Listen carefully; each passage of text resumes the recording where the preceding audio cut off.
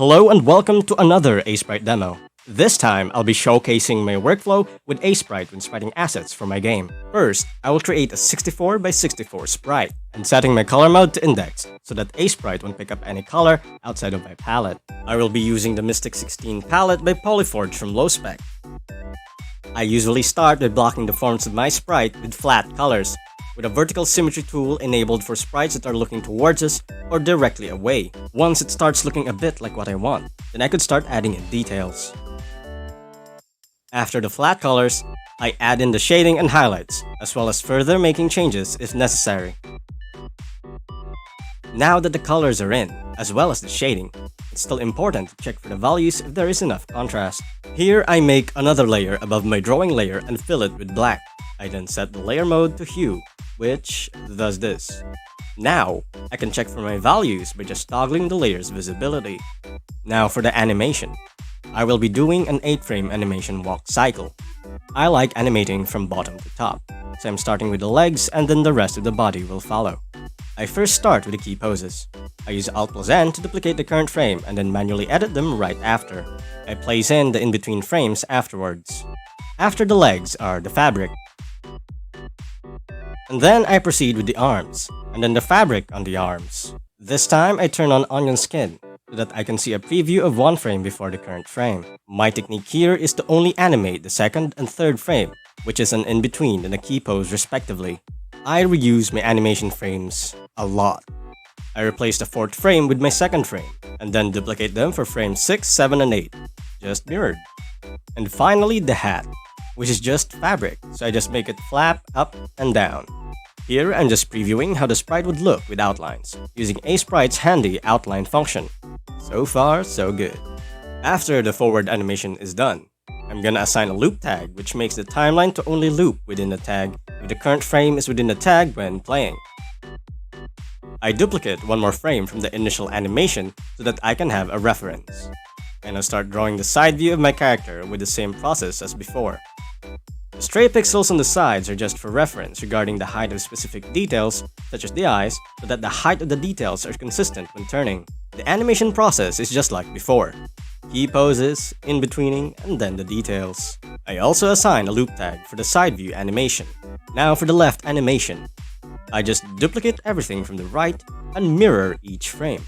For moving up or backwards, I duplicate the forward animation frames and draw over them accordingly. Now the animation is complete. I will now add an outline and then export as Sprite Sheet. Now, this is what's really cool about Aseprite. Your animations can be turned into Sprite Sheets and quite flexibly too.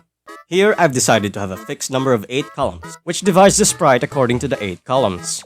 They appear to have been segregated vertically according to their animations, but this is just because each animation is composed of 8 sprites each, and with 8 columns, they fit perfectly. And now, I just click Export. The next asset that I'm going to make is a tileset. It will first start with a basic tile. Here, I will toggle tiled mode on both axes. This may look like it enlarged the canvas or the sprite, but it didn't.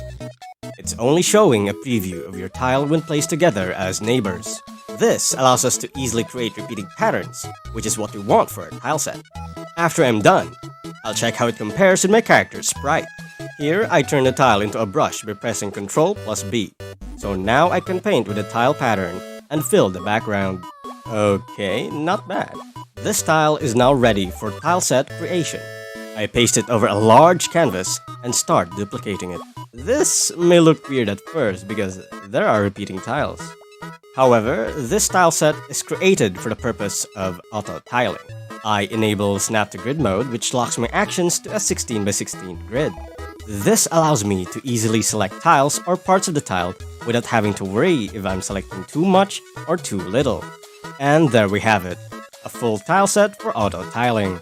We can just export it as PNG and it's ready to use. The next asset is a repeating grass background pattern. I just do the same thing as last time. This next asset is an object. It's a tree that looks like a mushroom.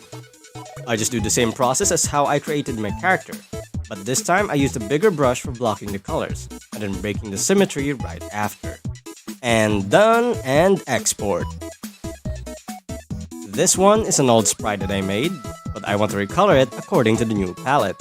This is where the index color mode comes in handy. This confines the colors in your canvas or sprite to only use the colors on the palette docker. So now, the entire sprite is recolored accordingly without having to recolor anything at all. Neat.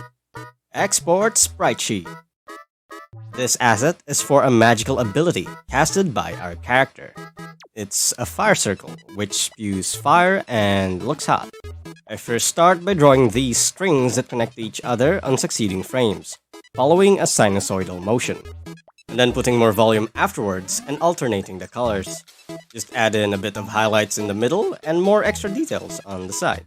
And then we can just export Sprite Sheet. The last one is another old sprite, which can just be recolored using index color mode. I'll be giving it a 3-frame animation to show motion. And now, here is how it all looks in-game.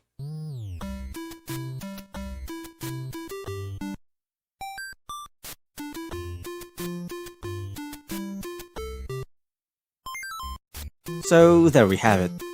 Aseprite is very convenient. It has streamlined much of the cumbersome stuff, such as creating a sprite sheet automatically via the export sprite sheet function. Its tools are simple and easy to use, but can be intricate if needed, such as the timeline feature. It's easy to pick up and learn, it doesn't take a toll on your computer's performance, and working with it is just a joy. If you like what you saw, you can give it a try after you win the raffle after this demo.